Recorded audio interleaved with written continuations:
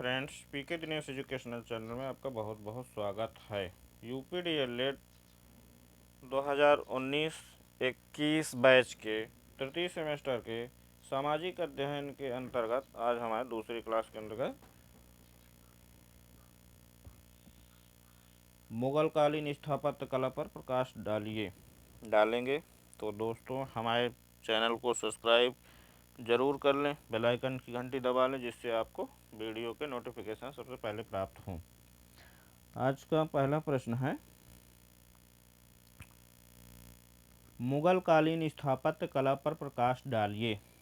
उत्तर है, मुगल शासक स्थापत्य कला के महान निर्माता थे। उन्होंने राजमहलों, मस्जिदों, किलों, स्मारकों आदि का निर्माण कराया।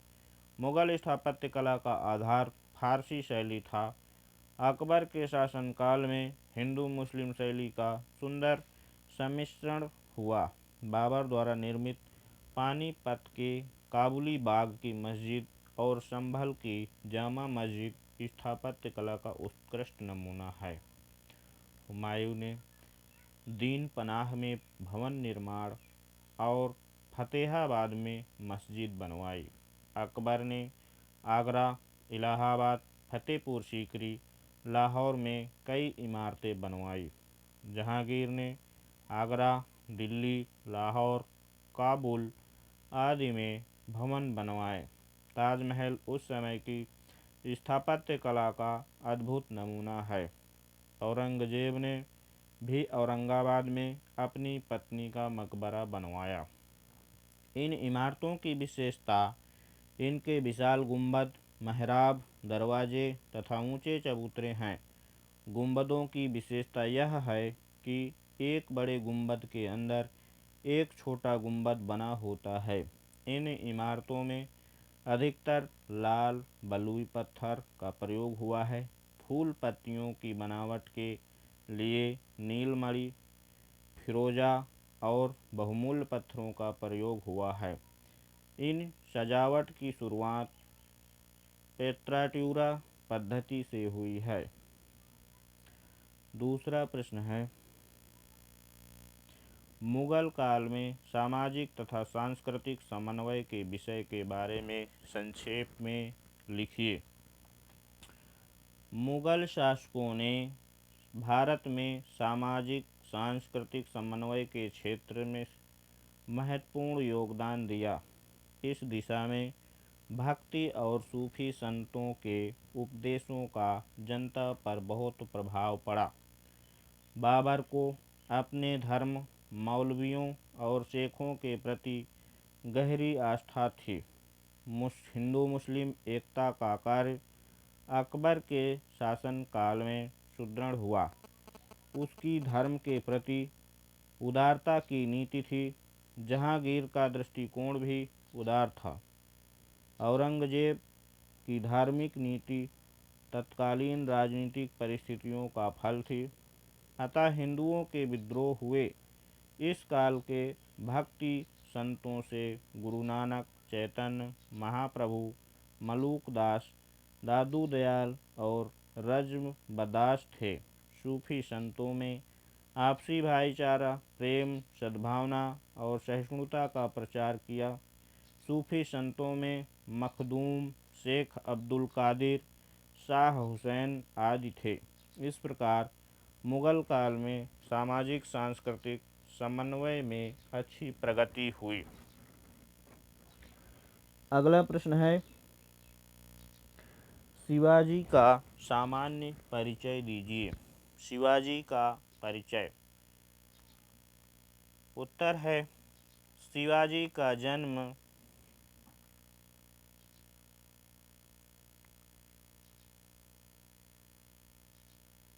फरवरी सन 1630 ईस्वी में सिवनेर के पहाड़ी दुर्ग में हुआ था।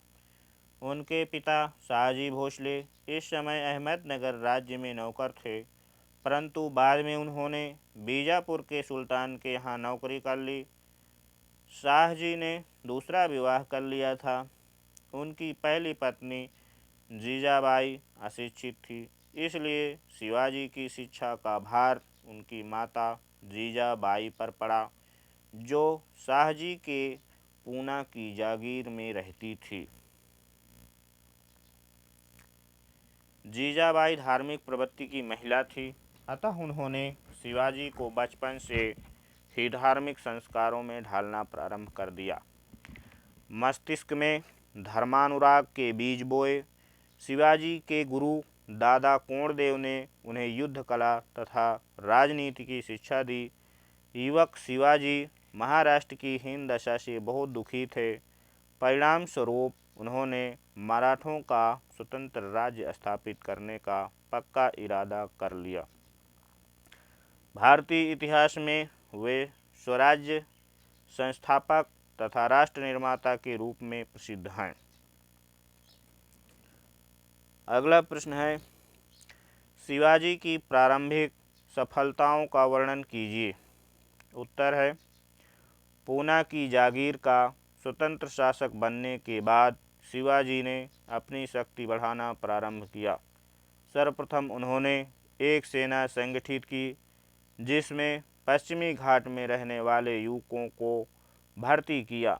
उनके प्रारंभिक अभियानों में इन युवकों ने उनकी बड़ी सहायता की।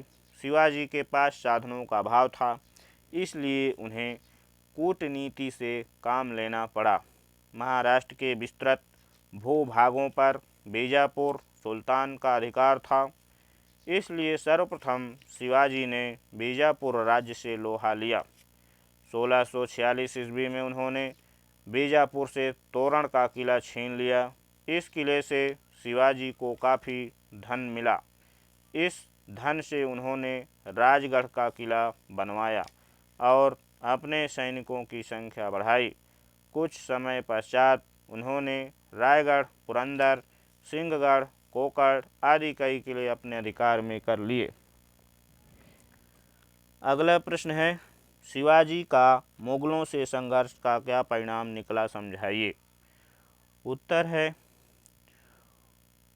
मुगलों से संघर्ष का परिणाम अफजल खां के विरुद्ध शिवाजी को जो सफलता मिली, उससे उन्हें और उनकी सेना को बड़ा प्रोत्साहन मिला। अब वे मुगलों के दक्षिणी इलाकों में लूटमार करने लगे, अतः मुगलों से उनका संघर्ष होना स्वाभाविक था। औरंगजेब शिवाजी की बढ़ती हुई शक्ति से चिंतित हुआ और उसे दबाने के लिए अपने मामा शाइस्ता खां को 1660 ईस्वी में दक्षिण भेजा। शाइस्ता खां ने मराठों के विरुद्ध 2 वर्ष तक युद्ध किया और उनके कई किले जीत लिए। शिवाजी ने मुगल सेनापति को नीचा दिखाने के लिए रात के समय उन पर आक्रमण कर दिया।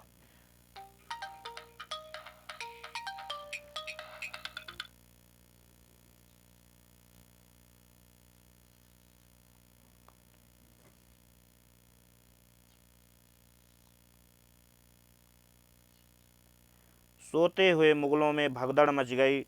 इस युद्ध में शाइस्ता खां अपना अंगूठा खोकर भाग गया। अप्रैल 1663 ईस्वी के इस आक्रमण में शिवाजी को पूरी सफलता प्राप्त हुई। इससे उनकी ख्याति और उत्साह बढ़ा। अगला प्रश्न है, पुरंदर की संधि के विषय में आप क्या समझते हैं। उत्तर है, पुरंदर की संधि शिवाजी को दबाने के लिए औरंगजेब ने 1665 ईस्वी में राजा जयसिंह और दिलेर खां को सेनापति बनाकर दक्षिण भेजा। राजा जयसिंह ने शिवाजी को पुरंदर की संधि करने के लिए तैयार कर लिया। संधि की शर्तों के अनुसार शिवाजी ने 23 दुर्ग औरंगजेब को दिए।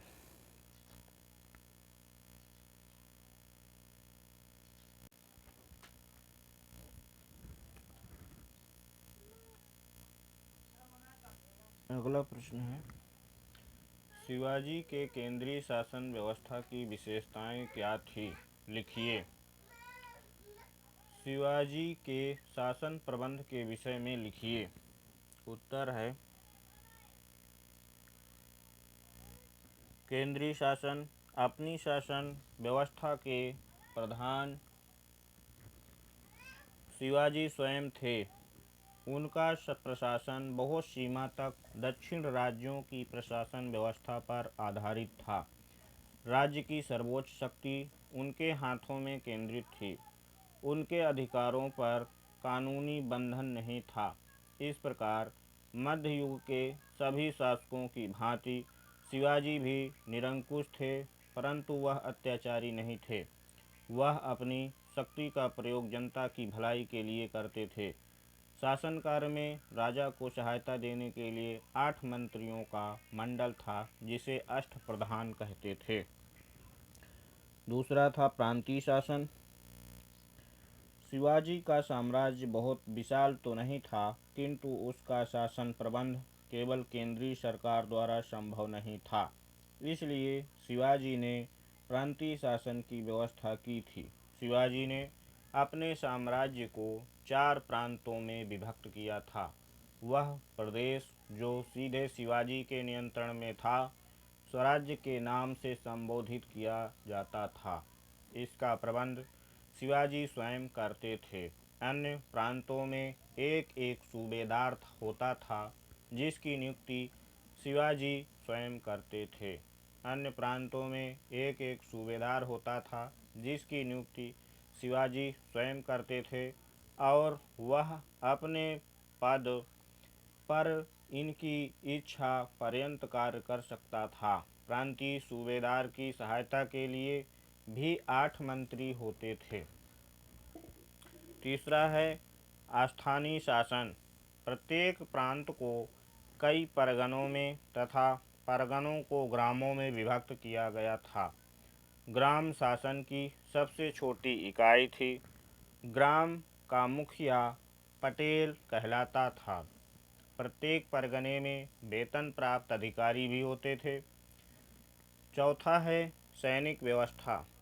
शिवाजी की सेना का संगठन मुगल सेना की अपेक्षा कहीं अधिक सुदृढ़ थी।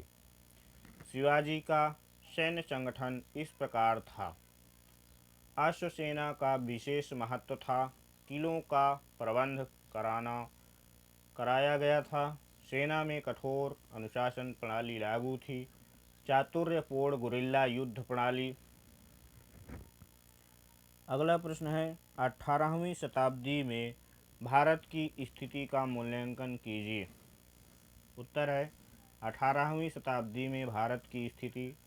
18वीं शताब्दी के आरंभ में भारत के विभिन्न भागों में देशी और विदेशी शक्तियों के छोटे बड़े राज्य स्थापित होने लगे। उत्तर भारत की ओर से विदेशी आक्रमण होने लगे। सन 1739 में नादिर शाह के आक्रमण ने मुगल साम्राज्य की जड़ें हिला दी और सन 1761 में अहमद शाह अब्दाली के आक्रमण से मराठों का अस्तित्व समाप्त हो गया। अतः मुगलों एवं मराठों के पतन और छोटे छोटे राजाओं की आपस की लड़ाई से कोई शक्तिशाली राज्य नहीं बचा जो विशाल भारत के अस्तित्व को बनाए रखता।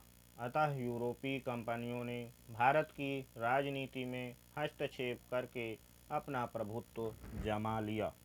मुगल शासक जहांगीर ने पुर्तगाल व इंग्लैंड की कंपनियों को भारत में व्यापार करने की अनुमति दी। जहांगीर के समय में इंग्लैंड की ईस्ट इंडिया कंपनी व हॉलैंड की डच कंपनी भारत में आ चुकी थी। यूरोप के देशों में पुनर्जागरण तेजी पर था। जिस समय यूरोप के देश प्रौद्योगिकी विकास की ओर अग्रसर थे, जहां किताबें मुद्रणालय में छपती थी और नए नए हथियार, बंदूकें, हल्की तोपें आदि का निर्माण हो रहा था, वहीं भारतीय पैदल सेना हाथी, तलवार, भालों तथा भारी भरकम तोपों का इस्तेमाल कर रहे थे। 18वीं सदी में भारत में व्यापार और वस्तु निर्माण का विस्तार होता रहा, किंतु यूरोपीय देशों की तुलना में भारत विज्ञान और प्रौद्योगिकी के क्षेत्र में ही नहीं, अन्य मामलों में भी पिछड़ा ही रहा। यूरोपीय देशों के पास सुदृढ़ नौसेना एवं सुसंगठित व्यापारी बेड़े होने के कारण उन्होंने भारत में व्यापारिक संबंध बनाए और उनका भरपूर लाभ उठाया। मुगलों ने विदेशी व्यापार के महत्व को समझकर उन्हें प्रोत्साहन व संरक्षण दिया। भारत अन्य देशों की तुलना में पिछड़ा रहा मुगल शासक वर्ग ने अपनी दिलचस्पी तत्कालिक महत्व की बातों और विलासिता में रखी, जिसके दूरगामी परिणाम यह हुए कि 200 वर्षों तक गुलामी की जंजीरों पर जकड़ा रहा।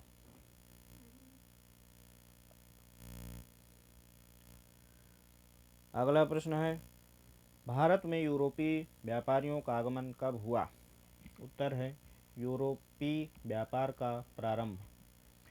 भारत की व्यापारिक संपदा से आकृष्ट होकर अनेक यूरोपीय जातियों का ध्यान भारतीय व्यापार की ओर उत्कृष्ट हुआ। इन यूरोपीय जातियों ने भारत से व्यापारिक संबंध स्थापित किए। उनके व्यापारिक प्रयत्नों के परिणाम स्वरूप अनेक यूरोपीय जातियां यथा पुर्तगाली, अंग्रेज, डच, डेनिश एवं फ्रांसीसी भारत में व्यापार करने के उद्देश्य से आई और भारत में यूरोपीय व्यापार का प्रारंभ हुआ। यूरोपीय व्यापारियों का आगमन पुर्तगाली 1498, अंग्रेज 1600, डच 1602 ईस्वी, डेनिश 1616, फ्रांसीसी 1664। अगला प्रश्न है, भारत में पुर्तगालियों के आगमन पर संक्षिप्त टिप्पणी लिखिए। भारत में पुर्तगालियों का आगमन जब 1453 ईस्वी में कस्तूनतनिया पर तुर्कों का अधिकार हो गया तो यूरोप व भारत के मध्य स्थल मार्ग नहीं रहा। यूरोपीय देश समुद्री मार्ग की खोज में लग गए। 1498 में वास्को डी गामा भारत आया। उसके भारत में आने के साथ ही एक नए युग का प्रारंभ हुआ। अब भारत और पुर्तगाल के बीच में व्यापार प्रारंभ हो गया। पुर्तगाली व्यापारियों ने भारत में कालीकट, गोवा, दमन दीव एवं हुगली के बंदरगाहों में अपनी व्यापारिक कोठियां स्थापित की। परिणाम स्वरूप पुर्तगाल के व्यापार में अधिकाधिक वृद्धि हुई। दोस्तों, इसी प्रकार के वीडियो के नोटिफिकेशन पाने के लिए हमारे चैनल को सब्सक्राइब ज़रूर करें। धन्यवाद।